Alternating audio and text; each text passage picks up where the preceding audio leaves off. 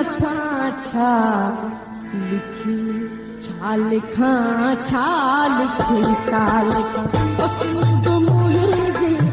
दुनिया जा सिंधियो हिक मुठ थी सिंध बचायो।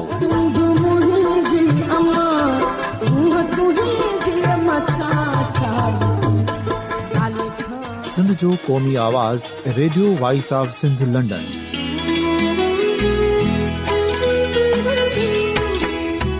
Radio voice of Sindh London पंहिंजी नशरियात में सिंध जी सियासत, समाज, इक़्तिसादियात, तारीख़, क़ौमी उमंगुनि ऐं अख़लाक़ियात मुतलिक़ सिंध जी हक़ीक़ी तर्जुमानी कंदे प्रोग्रामनि खे असराइतो बणाइण लाइ सिंध जे घण घुरनि ऐं धरतीअ सां प्यार कंदड़ अदीबनि, दानिशवरनि, सहाफ़ियुनि, उस्तादनि, वकीलनि ऐं हर तबिके जे मानवारनि सजणनि खे सिंध में शऊरी इनकलाब लाइ सहकार जो सॾु ॾियूं था।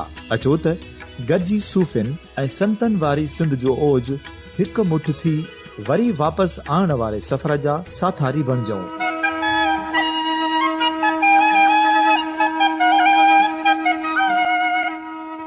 हिक नए सुबुह जी शुरूआत जो पड़ाॾो घर घर, ॻोठ ॻोठ ऐं शहर शहर ताईं पहुचायो। शाल सिंध आबाद ऐं खुशहाल थिए, सिंधी माण्हू सुखियो ऐं सताबो थिए।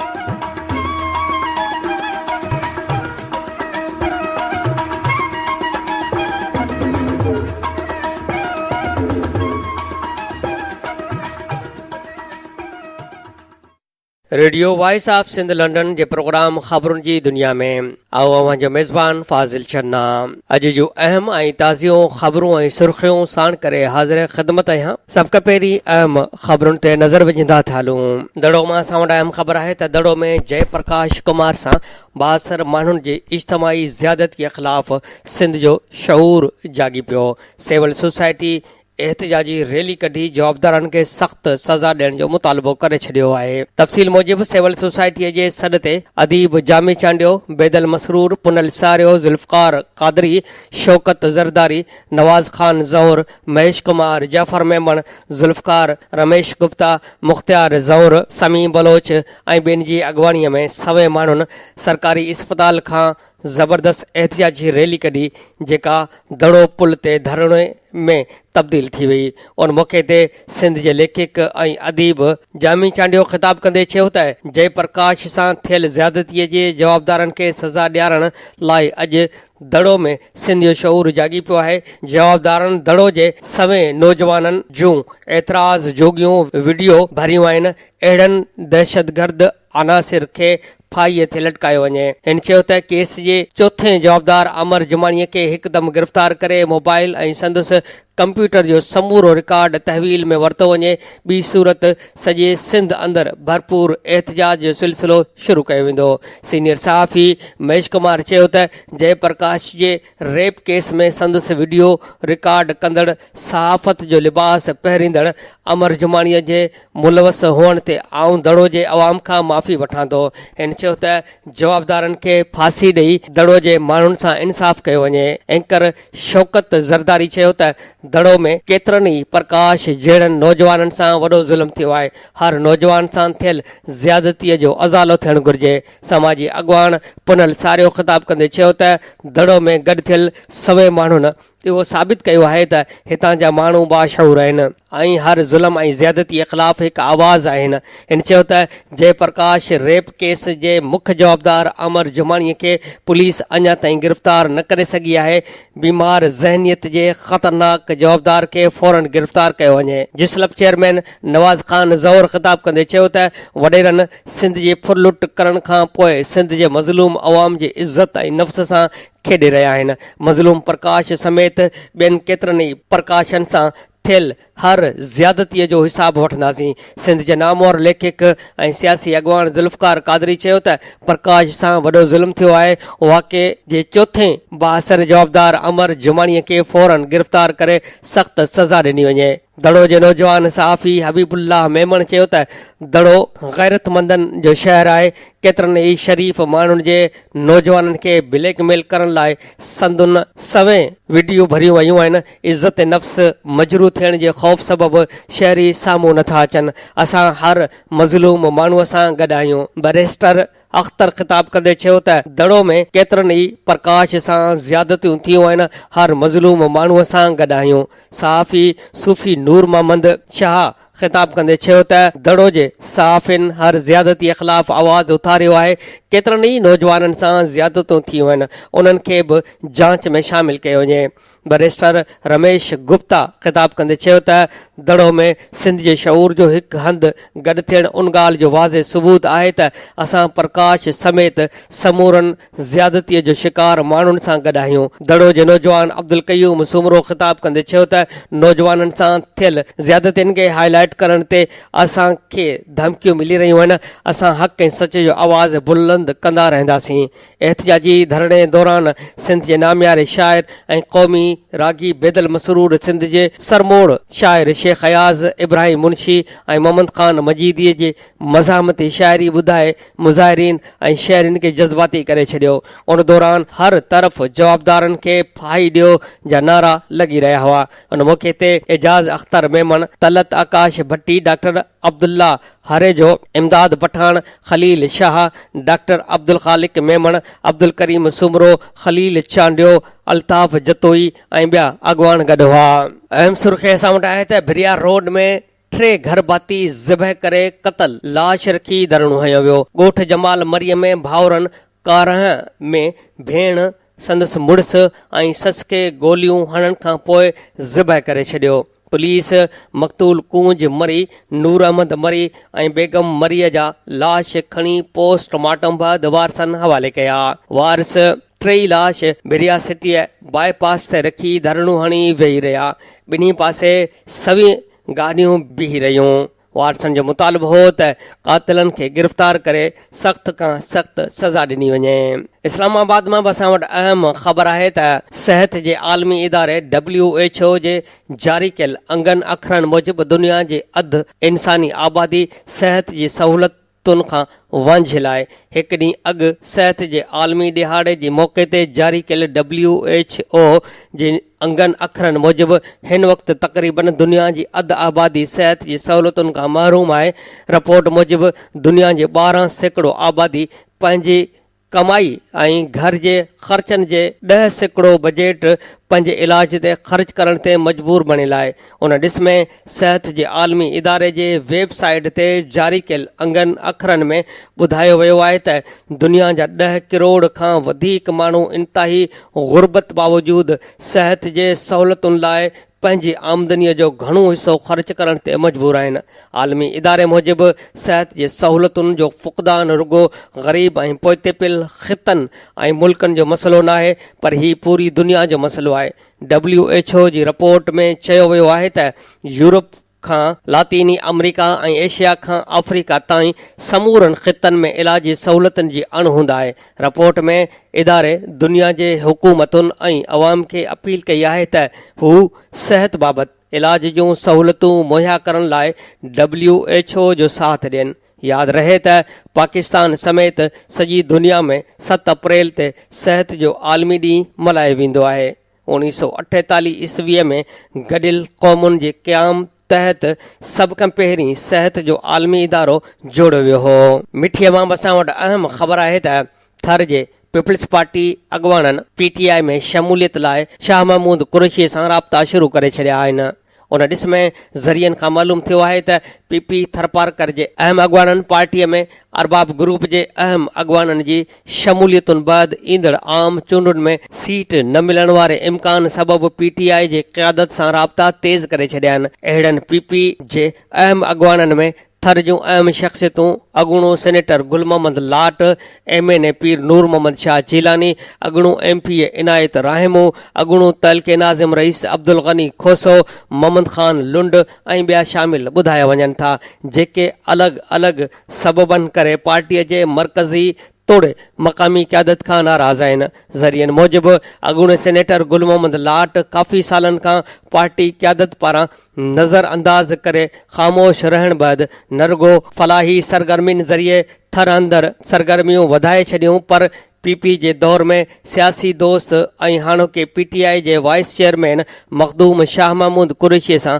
मुलाक़ातुनि ऐं राब्तुनि जा इतला आहिनि। पीपी अॻवान मोहम्मद ख़ान लुंड जी बि गुल मोहम्मद लाट सां तमामु वेझड़ाई हुजण करे उहो बि उन फ़ैसिले में शामिल ॿुधायो वञे थो, जॾहिं त छाछरो ऐं नंगर पार्कर वारनि तकनि जे सियासी मुआमलनि में खारोड़े वारनि सैयद अली मर्दान शाह ऐं सरदार शाह जी मुदाख़लत वधण करे PPMNA पीर नूर मोहम्मद शाह जीलानी बि पार्टी क़यादत खां नाराज़ आहे। साॻी तरह नंगर पार्कर मां अरबाब ग्रुप जे टाउन चेयरमैन सरदार ख़ान खोसो PPA में शमूलियत बाबति एतमाद में न वठण करे उन जी सख़्त सियासी मुखालिफ़ ऐं नंगर पार्कर अंदरि PP जो मज़बूत अॻवान अॻूणो तहलके नाज़िम रईस अब्दुल गनी खोसो बि पार्टी क़यादत ते सख़्त नाराज़ ॿुधायो वञे थो। पीर नूर मोहम्मद शाह जीलानी ऐं रईस अब्दुल गनी खोसो सां बि PTI जे अॻवान मखदूम शाह महमूद कुरैशी ऐं मक़ामी क़यादत जे राब्तनि जा इतला आहिनि। साॻीअ तरह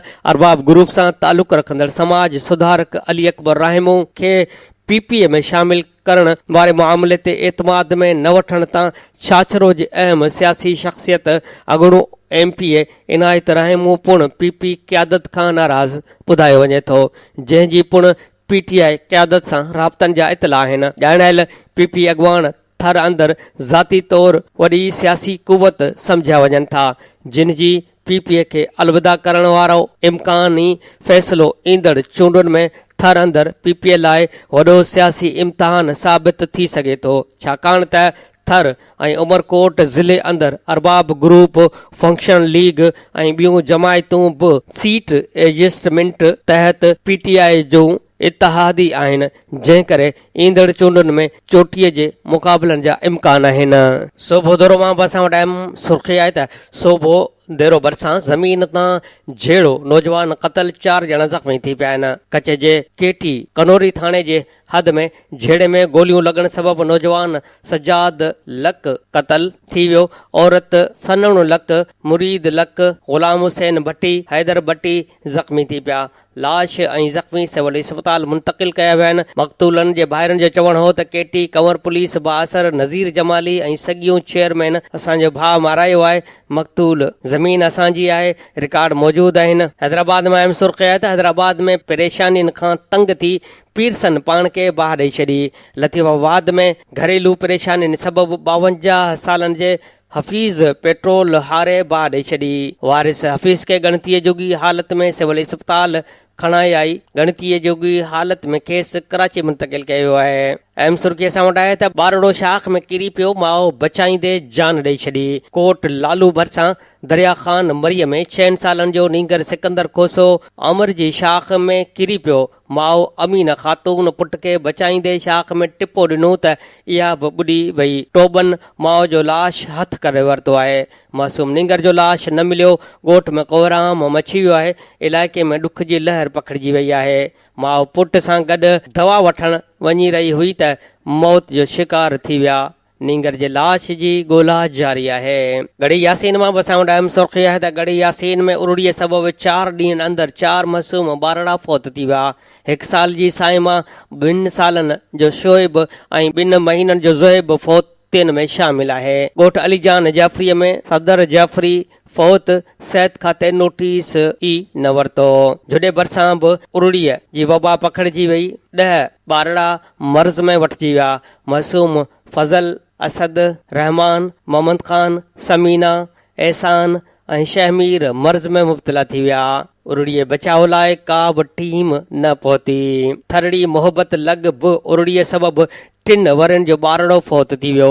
ॻोठ अल्लाह बख़्श झतियाल में मुफ़ीद झतियाल फौत थी वियो। केतिराई बारड़ा उरुड़ीअ में वरतल आहिनि। ॻोठ में तिबी कैंप क़ाइमु करे मुतासिर 2 ॿारनि जो इलाज कयो वञे। फौतीअ जे पीउ जो मुतालबो। पने आकल मां बि असां वटि अहम सुर्ख़ी आहे त पने आकल जे कच्चे में बाहा 5 घर ऐं 1200 एकड़ फसल साड़े छॾियो। कच्चे में सिंधू दरिया भरिसां ओचितो बाहि लॻी जेका 3 किलोमीटरनि ताईं पखड़जी वई। बाहि लॻण सबबि ॻोठ रहम अली लुंड में 5 ॻोठाणनि जा घर अलह तलह समेत सड़ी रख थी विया ऐं 1200 एकड़नि ते पोखियल फसल बि सड़ी रख थी वियो। बाहि जी ख़बर ॿी बि असां वटि आहे त लखी ग़ुलाम शाह वेझो 4 घरनि खे भाउ ऐं भेण सड़ी पिया। पोरित अलादीन मीराणीअ जे घर खे चुल्ह मां ओचितो बाहि लॻी वई। बाहि सबबि 4 घर सड़ी रख थी विया। पोरित जो पुटु ऐं न्याणी बि ज़ख़्मी थी पिया। अहम सुर्ख़ियात अली काज़ी चयो आहे त शहीदनि जो कर्ज़ लही वियो, हाणे धरतीअ जो लाहिणो आहे। भोतारनि जी सियासत लाइ तब्दीली पसंद जो ही जलसो मुतबादल आहे, हाणे सिंध जी सियासत कंदासीं। अली काज़ी चयो त भोतार आम माण्हूअ लाइ चवनि था त डिजणो ऐं विकाऊ माल आहे, उन्हनि जो वोट पैसनि ते ख़रीद करे वठंदासीं। सिंध में कुता ऐं माण्हू हिकु हंधि तां पाणी पीअनि था, छा असांजो ही मुक़दर आहे? हाणे मुतबादल पार्टी अची चुकी आहे। भोतारनि असांखे ग़ुलाम रखियो ऐं तालीम बंदि कई। महबूब सुमरो साईं रखियो मीराणी वीरो कोहली ऐं ॿियनि जो जलसियाम खे ख़िताब।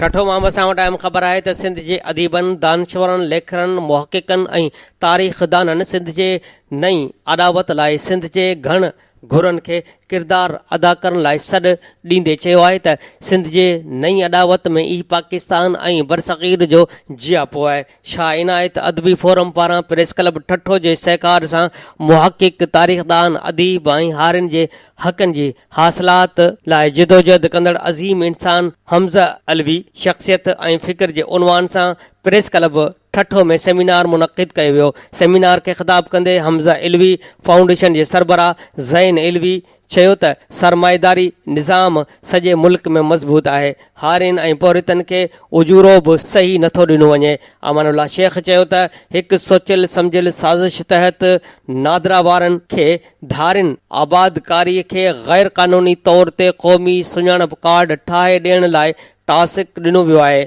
असां मुतालबो था करियूं त फौरी तौर ते कार्ड रद्द करे धारिन खे वापसि पंहिंजनि इलाइक़नि ॾांहुं मोकिलियो वञे। हिन चयो त इनेमरी शिमल जो किताब मूं ते कर्ज़ हो, जेको अॼु कर्ज़ अव्हां जे साम्हूं लाहिण जी कोशिश करे किताब अव्हां जे हथनि में ॾेई रहियो आहियां। हिन चयो त इनेमरी शिमल सिंधी ॿोलीअ ते बहितरीन कमु कयो आहे ऐं हुन सिंधी ॿोलीअ ते PhD पुण कई। मुहक़िक़ ऐं तारीख़दान डॉक्टर मोहम्मद अली मांझी ख़िताब कंदे चयो त हमज़ा इल्वी तमामु वॾी शख़्सियत जो मालिक हो, पाण तमामु घणा किताब लिखिया ऐं तहक़ीक़ूं कयूं आहिनि। संदसि इल्मी ऐं क़लमी पोहरियो वॾो आहे। सेमिनार खे हारिस गुज़र, डॉक्टर रियाज़ शेख, ओभायो ख़ुश्क, अब्दुल सत्तार सरकी, ख़ूबसूरत एहसासनि जे शाइर गुल बीबी शाह ऐं ॿियनि ख़िताब कंदे चयो त हमज़ा इल्वी सरमाएदारी निज़ाम ख़िलाफ़ भरपूर आवाज़ उथारियो ऐं हू भारत, रूस ऐं चीन जा दौरा कया। हिननि चयो त असांखे साईं GM सैयद हैदर बख़्शी जतोई हमज़ा इल्वी जहिड़ियुनि शख़्सियतनि जे फ़िक्र खे सम्झणो पवंदो ऐं हारिन मज़दूरनि सां गॾु बीहणो पवंदो। शाह इनायत शहीद पहिरियों सोशलिस्ट अॻवान हो जंहिं हारिन जी ॻाल्हि कई ऐं शहादत माणियाई। जॾहिं त उन मौक़े ते ईवान मां करारदादूं कराची खे सिंध खां अलॻि सॾण, सिंध जो क़तल करार ॾींदे सख़्त मज़म्मत कई आहे ऐं धारिन खे क़ौमी सुञाणप कार्ड ठाहिण वारे अमल जी मज़म्मत कंदे जारी कयल कार्ड रद्द करण जो मुतालबो कयो आहे। जॾहिं त सेमिनार में लेखक अमानुल्लाह शेख जे लिखियल किताब इनेमरी शिमल शख़्सियत ऐं फ़िक्र ऐं सूफ़ी हुज़ूर बख़्श जे लिखियल किताब सिंध में हारी तहरीक जो जाइज़ो जी महूरत पुण कई वई। मीरपुर ख़ासि मां असां वटि अहम ख़बर आहे त समाजी तंज़ीम पारां मक़ामी होटल में सिंध में पाणीअ जे मसइलनि ते सेमिनार करायो वियो। सेमिनार खे ख़िताब कंदे बैरिस्टर शहाब ओस्तो चयो त सिंध में पीअण जे पाणीअ जी हालत ख़राब आहे। सिंध जा 80% खां वधीक माण्हू ज़हरीलो ऐं गटर मिलियल पाणी पीअण ते मजबूर आहिनि। हिन वक़्तु सिंध जा माण्हू फायरिंग स्क्वाड जे साम्हूं बीठल आहिनि। सम्झो गोलियूं हलनि पियूं ऐं 4 करोड़ माण्हुनि मां कुझु खे गोलियूं लॻनि पियूं ऐं माण्हू मरनि पिया। हिन चयो त सिंध में 70 खां 80 लख माण्हू कारी साईअ में वरतल आहिनि। सिंध जे हिकु बि सरकारी अस्पताल में साफ़ पाणी फ़राहम नथो कयो वञे ऐं नई दवाऊं सही आहिनि। 70% माण्हू ख़राब पाणीअ सबबि बीमार थियनि था। साफ़ पाणी फ़राहम करण लाइ को अरबें रुपयनि जो फंड न घुर्जे। साफ़ पाणी फ़राहम करण लाइ स्कीमूं मौजूदु आहिनि, सिर्फ़ उन्हनि जी निगरानीअ जी ज़रूरत आहे। RBOD मनसूबो मुकमल थियण सबबि मंछर में खारो पाणी छोड़ कराइण सबबि मंछर ढंढ ज़हरीली थी वई ऐं उते रिहाइश पसीर 25,000 ख़ानदान दरबदर थिया आहिनि। फंड वक़्त सिर जारी न करण सबबि RBOD मनसूबो 39 अरब मां वधी 62 अरब जो थी वियो आहे। PP 10 सालनि जे हुकूमती दौर में साफ़ पाणीअ जी फ़रहामी न करे सघी आहे। मुंहिंजी पिटीशन ते पाणी कमीशन जुड़ी आहे, इहा कमु करे पई। जस्टिस रिटायर्ड अमीर हानी मुस्लिम 16 कलाक कमु करे रहियो आहे। अव्हां पाण ज़िम्मेवार थियो, पंहिंजूं शयूं पाण संभालियो, वोट खे साफ़ पाणीअ सां ॾियणु ॻंढियो। जेको साफ़ पाणी फ़राहम करे उनखे वोट ॾियो। उन मौक़े ते बार जे जनरल सेक्रेटरी शौकत राहिमो, वकील मुमताज़ जरवार ऐं ॿियनि ख़िताब कयो। सामारो मां बसां टाइम सुर्ख़ी आहे त सामारो लॻ बनीअ ते कमु कंदड़ हारीअ जो फाहो खाधल लाश मिलियो आहे। ॻोठ अहमद ख़ान भुरगड़ीअ में 25 वरनि जे हीरो कोलीअ जो वण में टंगियल लाश मिलियो आहे। पुलिस पहुती पोस्टमार्टम करे जुज़ा वरिता विया। रिपोर्ट अचण बैदि कारण मालूम थींदो। अहम सुर्ख़ी आहे त फुल भरिसां ॻोठाणनि चोरी इल्ज़ाम में हमराह खे तशद्दुद में मारे छॾियो। ॻोठ सैयद हाजी अली शाह में चोरीअ जे इरादे सां घर अंदरि दाख़िल थियण जे इल्ज़ाम में हिकु ॼणो सोघो कयो वियो। ॻोठाणनि सोघो कयल फालू लिगारीअ खे तशद्दुद में मरणी करण खां पोइ दरिया ख़ान मरी पुलिस हवाले करे छॾियो। अहम सुर्ख़ी आहे त फंक्शनल लीग अॻवान राथिद शाह ऐं नुसरत सहर चयो आहे त करप्शन ऐं नौकरियूं खपाइण मुख़ालिफ़नि जो पेशो आहे। जेकॾहिं सबुर जे पैमाने खे लबरेज़ कयो वियो त दराज़ा जे शहीदनि जे खून जो हिसाबु वरितो वेंदो। असां कॾहिं बि नौकरी विकिरो नाहे कई। इलेक्शन में मुख़ालिफ़नि खे सियासी यतीम बणाईंदासीं। लहलू राइक मां बि असां वटि हिकु ख़बर आहे त लहलू राइक में ॿारड़ी सड़ी फौत 15 झुगियूं रख थी वयूं। शहर में बलोचिस्तान मां मज़दूरीअ सांगे आयल खाना बदोश जे 15 कखाइन झुगियुनि खे ओचितो बाहि लॻी वई। बाहि लॻण सबबि 1.5 साल जी ॿारड़ी यास्मीन धीअ यासीन विरोही सड़ी फौत थी वई। 2 मासूम ॿारड़ा गुम हुजण जा इतला बि मिलिया आहिनि। शहरीन DC कंबर शहदाद कोट खे वाक़े जो इतला ॾिनो। 2 कलाकनि बैदि कंबर मां फायर ब्रिगेड गाॾी पहुती। DC वॾी ग़फ़लत जो मुज़ाहिरो कयो। पोरितनि जो अलाह ताला सड़ी रख थी वियो ऐं उन सां गॾु हिकु क़ीमती जान बि ज़ाया थी वई। शहरीन जो एहतजाज। जोईअ मां असां वटि अहम सुर्ख़ी आहे त जोई शहर ऐं सवें ॻोठनि जी बिजली 3 ॾींहंनि लाइ बंदि। ग्रिड स्टेशन जो ट्रांसफार्मर तब्दील करण जो सबबु ॼाणाए 8 अप्रैल खां 3 ॾींहंनि लाइ बिजली बंदि करण जो चयो वियो आहे। 2 थंभा लॻाए बिजली ॾियण जो मुतबादल बंदोबस्त करण बदिरां पूरे तइलके खे बिजलीअ खां महरूम रखियो वियो आहे। जोई शहर समेत सवें ॻोठनि में पीअण जे पाणीअ जो बहिरान, गर्मी ऐं मच्छरनि जो आज़ार कारोबार बि ठप थी वियो आहे। अवाम दुश्मन सेप्को अमलदारनि ख़िलाफ़ कदम खणी मुतबादल बंदोबस्त सां बिजली फ़राहम कई वञे। सुजान धुरुनि जो मुतालबो। खडड़ो मां बसां वटि अहम सुर्ख़ी आहे त खडड़ो में जनरेटर मां बाहि लॻण सबबि ज़ाल फौत मुड़स मरड़ींग। किपरो मां असां वटि अहम ख़बर आहे त GSN क़ौमी महाज़ आरीसर तरफ़ां काल भिट भाइटीअ में जेमिस्ट काउंसिल जो दस्तूरी इजलास थी गुज़रियो, जंहिंजी सदारत चेयरमैन डॉक्टर मीर आलम मरी कई।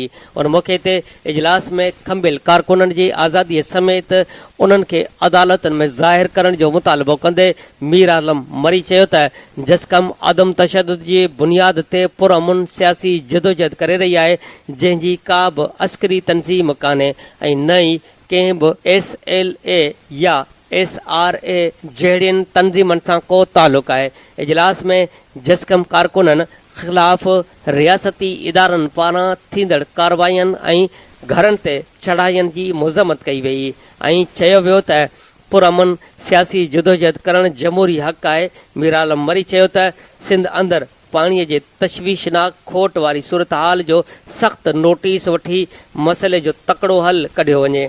जॾहिं त पार्टीअ जा आइनी फ़र्ज़ पूरा न करण सबबि ऐं तनज़ीमी कमनि में ग़फ़लत जो मुज़ाहिरो करण ते मरकज़ी बॉडी जे 3 उहिदेदारनि wise chairman Murtaza Chandio, cultural secretary Sohail समूह ऐं प्रेस सेक्रेटरी मशूक कमराणीअ खे उहिदनि तां हटाए उन्हनि जी जाइ ते नवां उहिदेदार मुक़ररु कया विया। इजलास में साईं GM सैद जे वरसीअ मुतालिक़ गॾियल जलसे ते पिणु गौर वीचार कयो वियो, जंहिं लाइ हिकु कमेटी पिणु जोड़ी वई। हैदराबाद मां असां वटि अहम ख़बर आहे त क़ौमी अवामी तहरीक जे मरकज़ी सदर अयाज़ लतीफ़ पलीजे चयो आहे त गैर क़ानूनी परॾेही सॼे मुल्क जे अमन लाइ ख़तरो आहे। कराची समेत सॼी सिंध में लखें गैर क़ानूनी परॾेही वसीलनि ऐं रोज़गार ते ॿार आहिनि, उन्हनि खे नेकाली ॾिनी वञे। कराची में सखर, हैदराबाद ऐं ॿियनि ज़िलनि जे नालनि सां कॉलोनियूं ठाहे उते जे माण्हुनि खे सस्ते अघ ते प्लाट ॾिना वञनि। सॼी सिंध में ॻोठनि ऐं कॉलोनियुनि खे पको करे मालिकाना हक़ ॾिना वञनि। हू काल हैदराबाद में कारकुननि जे वफ़द सां ॻाल्हाईंदे हिन वधीक चयो त कराची सिंध जी दिलि आहे।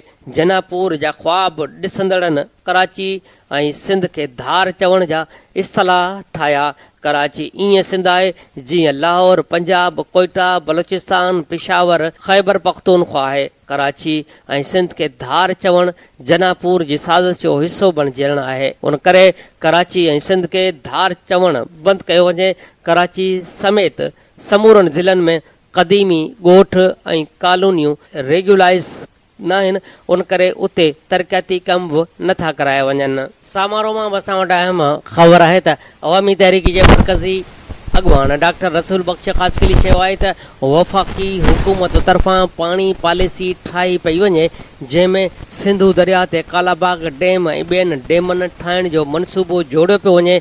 ॿिए तरफ़ सिंध जा हुकमरान सिंध जे पाणीअ खे रिश्वत तौरु पंहिंजे जागीरदारनि खे वाहन मां डायरेक्ट वाटर कोर्स कढी ॾेई रहिया आहिनि, जंहिं सबबि वाहन जी पुछड़ीअ में पाणी नथो पहुचे। इन अहिड़ो इज़हार समारोह में ज़िले उमरकोट जे गॾिजाणीअ खे ख़िताब कंदे कयो। इन चयो त मीरपुरख़ास डिवीज़न, बदीन, सुजावल, ठठो, सांगड़, टंडो अलायार, जामचोरो, दादू, उमरकोट ऐं ॿिया ज़िला पाणीअ जी खोट जे करे बयाबान थी विया आहिनि। अवामी तहरीक सिंध में पाणीअ जी खोट ऐं हुकमराननि जे तरफ़ां उन्हनि समूरनि साज़िशनि ख़िलाफ़ 15 अप्रैल खां पूरी सिंध में मरहलेवार सिंध बचायो जागृता मुहिम हलाए रही आहे, जंहिंमें सिंध जे पोहरियत अवाम, सिंध जा आबादगार, सिविल सोसाइटी, शागिर्दनि ऐं साफ़िन खे अपील थी कजे त उन सुजागी मुहिम में भरपूर शिरकत करे सिंध जे मसइलनि ते भरपूर आवाज़ उथारियो वञे। गॾिजाणीअ जी सदारत ज़िले सदर हरीश माली कई, जॾहिं त डॉक्टर अमरलाल, नवल राय मेघवाड़, दोस्त अली कपरी, लाल सामारवी ऐं ॿियनि कारकुननि शिरकत कई। हैदराबाद मां असां वटि अहम रिपोर्ट आहे त हैदराबाद में वतन दोस्त स्टूडेंट फेडरेशन तरफ़ां वधंदड़ जिन्सी तशदुद ऐं लॼा लुट वारनि वाक़िअनि ख़िलाफ़ काल प्रेस क्लब साम्हूं एहतियाती मुज़ाहिरो कयो वियो। उन मौक़े ते अॻवाननि सरमंद सियाल, शहबाज़ सोलंगी, मेहरान ख़ान जमाली ऐं ॿियनि चयो त सिंध में जिन्सी ॾाढाईअ जा वाक़िआ वधी विया आहिनि। अहिड़ा वाक़िआ नाक़ाबिले बर्दाश्त आहिनि। अहिड़ा वाक़िआ असांजे समाज खे तबाहीअ तरफ़ वठी वञी रहिया आहिनि। मुतासिरनि खे इंसाफ़ मिलण बदिरां मुख़्तलिफ़ तरीक़नि सां ख़ामोश रहण लाइ दबाउ विधो पियो वञे। ज़ालिमनि ख़िलाफ़ ॻाल्हाइण बदिरां मज़लूमनि खे निशानो बणायो पियो वञे। ताज़ो दड़े में नौजवान सां इज्तिमाही ॾाढाई कई वई। अहिड़े वाक़े जो सिंध हाई कोर्ट नोटिस बि वरितो आहे ऐं वाक़े में मुलवस जवाबदारनि खे गिरफ़्तार कयो वियो आहे। उमेद आहे त मुतासिर नौजवान खे इंसाफ़ फ़राहम कयो वेंदो। हिननि आला अख़्तियारनि खां मुतालबो कयो त वाक़िअनि में मुलवस जवाबदारनि खे सख़्त सज़ा ॾियारी वञे। भान सईदाबाद मां असां वटि अहम ख़बर आहे त भान सईदाबाद शहर में पीअण जे पाणीअ जो सख़्त बहिरान पैदा थी वियो आहे। वाटर सप्लाई ज़रिए शहरनि खे हर ॿिए ॾींहुं पीअण जो पाणी फ़राहम कयो पियो वञे, जंहिं करे शहरी सख़्त तकलीफ़ुनि खे मुंहुं ॾियण लॻा आहिनि। पाणीअ जे बहिरान ऐं इंतिज़ामिया जे नाअहलीअ ख़िलाफ़ शहरियुनि काक मोहम्मद लिगारी, अली असगर सोलंगी, मोहम्मद मशूक मुजिददी, जी अॻुवाणीअ में एहतियाती मुज़ाहिरो करे प्रेस क्लब अॻियां धरणो हयो वियो। उन मौक़े ते ॻाल्हाईंदे हिननि चयो त पीअण जे पाणीअ जी फराहमी न थियण सबबि सख़्त तकलीफ़ में मुब्तला आहियूं। शाखूं ऐं तला सुकी विया आहिनि। घरनि में पीअण ऐं रध बचाव लाइ पाणी बि न आहे। शहरी पाणी पैसनि एवज़ वठण ते मजबूर आहिनि। मस्जिदुनि में पाणी बि न आहे पर टाउन इंतज़ामिया ख़ामोश आहे। हिननि टाउन इंतज़ामिया खां मुतालबो कयो त मुतबादल तरीक़नि सां शहरनि खे पाणीअ जी फराहमी यकीनी बणाई वञे। ॿी सूरत में सख़्त एहतियात कयो वेंदो। अहम सुर्ख़ी आहे त हैदराबाद में गिपछाणी वासियुनि जो नज़र अंदाज़ करण ख़िलाफ़ एहतियाती मुज़ाहिरो। शाहबेग ज़रदारी ऐं ॿियनि प्रेस क्लब अॻियां एहतियाती मुज़ाहिरो कयो। हैदराबाद में सोनी धरती यूथ काउंसिल तरफ़ां गुल सेंटर खां प्रेस क्लब ताईं रैली कढी एम्बुलेंस खे रस्तो ॾियो मुहिम हलाई शहरनि खे आगाही ॾिनी वई। उन मौक़े ते शबीर ताबिश सजाद अहमद ऐं ॿियनि चयो त पाकिस्तान में हर साल एम्बुलेंसनि खे रस्तो न मिलण सबबि 16,000 खां वधीक मरीज़ रस्ते में ई फ़ौत थी वञनि था, जेको अंग छिरकाईंदड़ आहे। असां एम्बुलेंस खे रस्तो ॾियण लाइ आगाही मुहिम हलाईंदे माण्हुनि में सुजागी पैदा करे रहिया आहियूं त जीअं एम्बुलेंसनि खे रस्तो मिली सघे। मीरपुर ख़ास मां बस टाइम ख़बर आहे त सिंध जे नाले वारे लेखक अदीब कालमनिगार अमीर बख्श शर जी अॼु पहिरीं वरसी मीरपुर ख़ास जे अजरकाल में मल्हाई वई। संदसि ॿिनि किताबनि छिपूं पेर छिनन ऐं जोधपुर जी जलावतनी जी मुहूर्ती तक़रीब थी, जंहिंमें सिंध जे नामियारे लेखक अदीबन अरबाब नेक मोहम्मद लाइक थेबो मुस्तफ़ा उजण सिंधी अदबी संगत जे मरकज़ी जनरल सेक्रेटरी अहमद सोलंगी ज़ाहिदा ॾेथो फ़कीर दीन मोहम्मद ग़ुलाम मोहम्मद सूमरो मोहम्मद कुंभार शम्स मंगरियो समेत ॿियनि शिरकत कई। उन मौक़े ते सिंधी अदबी संगत जे मरकज़ी जनरल सेक्रेटरी अहमद सोलंगी चयो त अमीर बख्श शर शागिर्दी जे दौर खां कामरेड हो।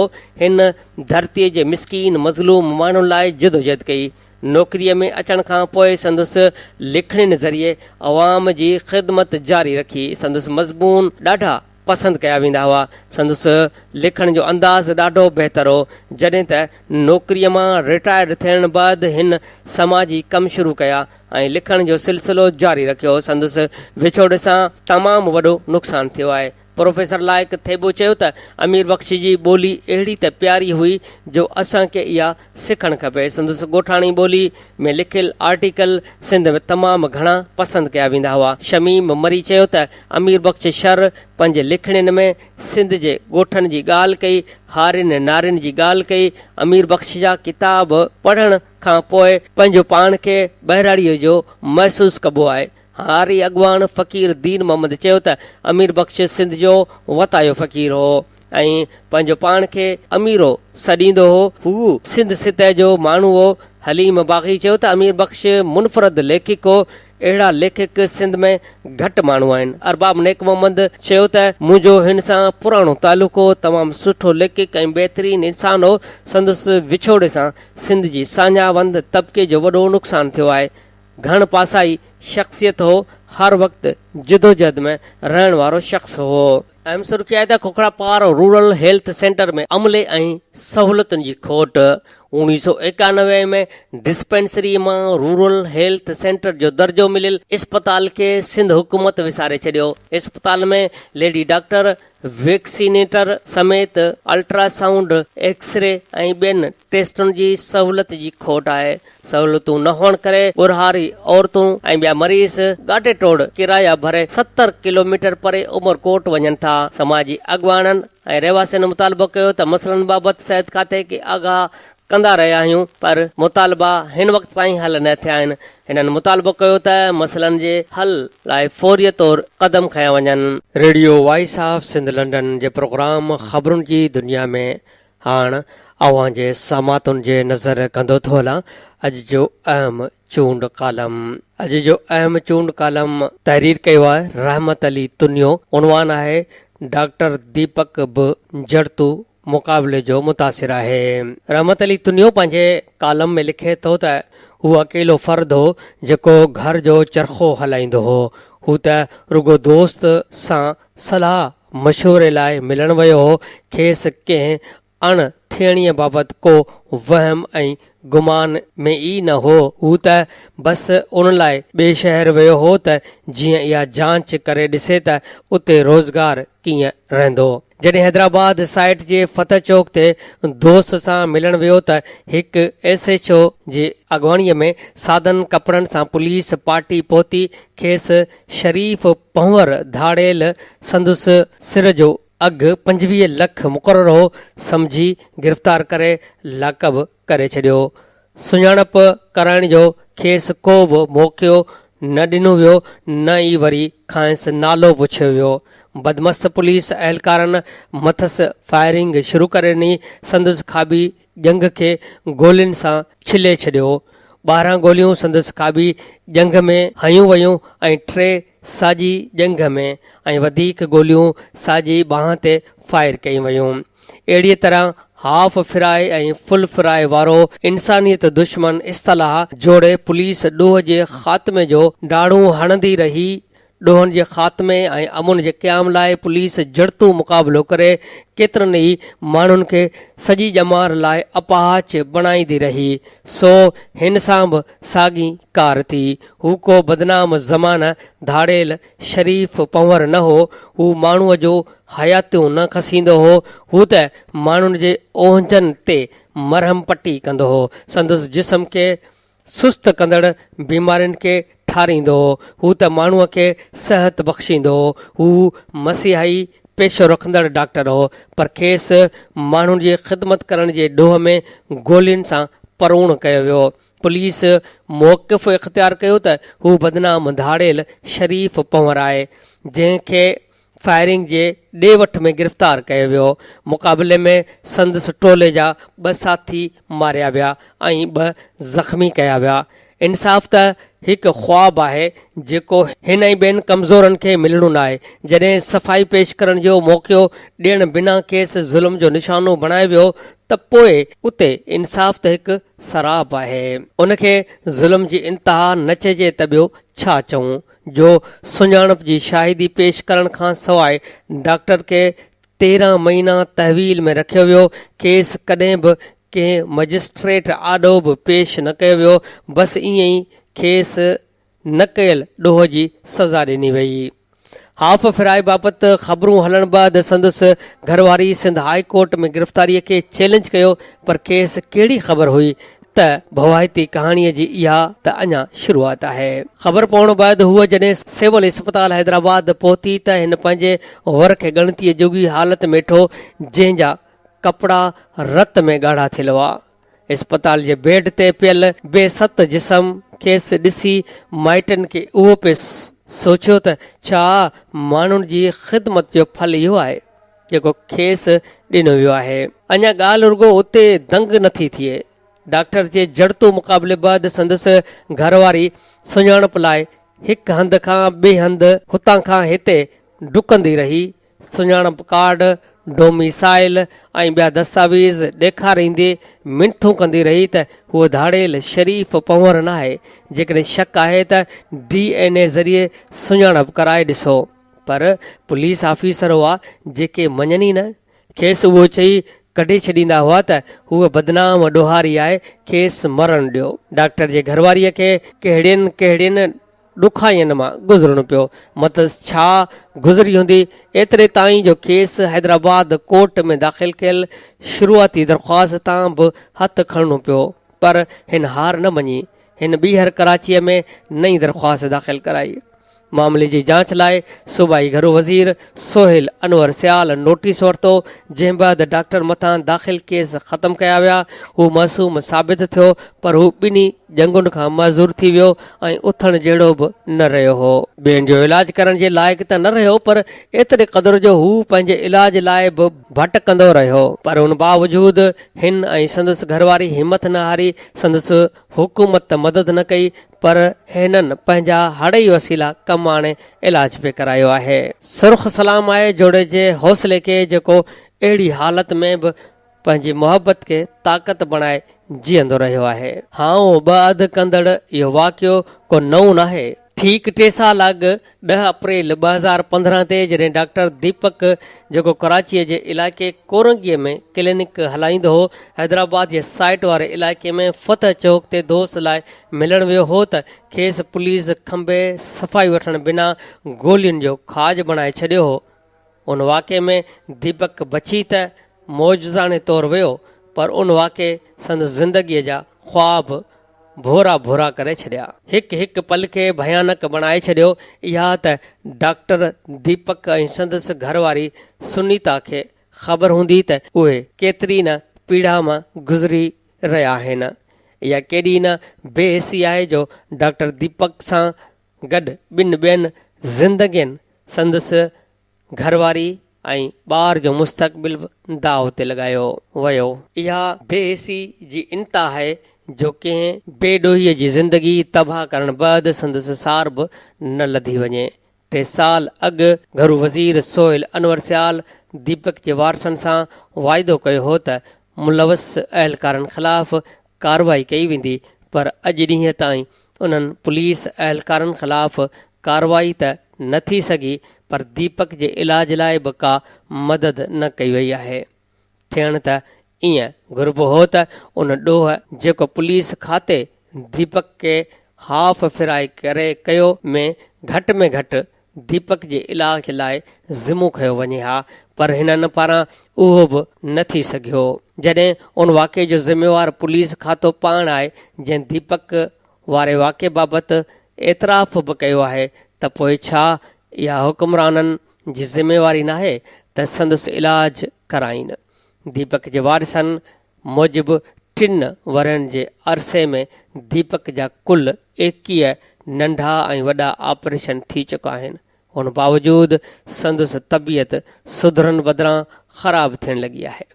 बाक़ी बचियल ॿीअ जंग जी हालत बि ॾींहों ॾींहुं ख़राब थी रही आहे।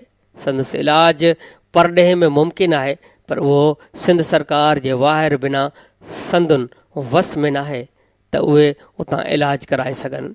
जॾहिं मासूम दीपक ऐं संदसि ख़ानदान जूं ख़ुशियूं बिना सबबु ख़तमु कयूं वयूं, जिन जी ज़िम्मेवार बि पुलिस आहे, त पोइ सिंध हुकूमत खे डॉक्टर दीपक जो इलाज कराइणो पवंदो।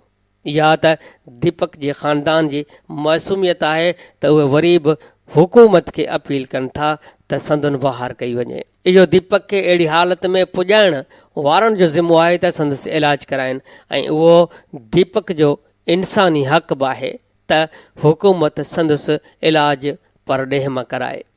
जॾहिं जड़तू मुक़ाबले में क़तल कयल नक़ीब महसूद जे वाक़े ते चीफ जस्टिस नोटिस वरितो ऐं मक़तूल जे वारसनि जो हर मुमकिन सहकार पियो वञे, त उते चीफ जस्टिस साहिब खे उहो न विसारणु घुर्जे त जड़तू मुक़ाबले जो मुतासिर डॉक्टर दीपक बि आहे।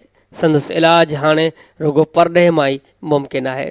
संदसि हयाती बचाइण जो उहो ई वाहिद हल आहे त सिंध हुकूमत खे इलाज कराइण लाइ तुर्त नोटिस जारी कया वञनि, मतां देर थी वञे। Radio voice of Sindh London जे प्रोग्राम ख़बरुनि जी दुनिया में अॼु जो अहम चूंड कालम तहरीर कयो हुयो रहमत अली थुनियो। उनवान हुयो डॉक्टर दीपक बि जड़तू मुक़ाबले जो मुतासिर आहे। अव्हां जे समातनि ते पहुचायोसीं। Radio voice of Sindh London तां दड़े जे एहतजाज बाबति मुकमल report radio voice of Sindh London तां अॼु 2 वॻे मंझंदि जो, 9 वॻे राति जो ऐं 2 वॻे राति जो नशर कयो वेंदो। ॿुधण न विसारींदा। प्रोग्राम ख़बरुनि जी दुनिया रोज़ानो सुबुह जो 7:30 वॻे, मंझंदि जो 12:30 ते ऐं शाम जो 7 वॻे नशर कयो वेंदो आहे। ॿुधण न विसारींदा। प्रोग्राम जे हवाले सां पंहिंजा कमेंट्स ऐं राया असांजी हिन ईमेल ते ॾींदा। ईमेल आहे info@radiovoiceofsindh.com। तव्हांजे रायनि ऐं कमेंट्स जो इंतज़ारु रहंदो। हाणे radio voice of Sindh London जे प्रोग्राम ख़बरुनि जी दुनिया जो वक़्तु पुॼाणीअ ते पहुतो। वरी ॿिए बुलेटिन में हाज़िर थींदासीं। ओसिताईं फाज़िल चना खे ॾींदा इजाज़त। अल्लाह निगहबान। अवां जी समातुनि ताईं radio voice of Sindh London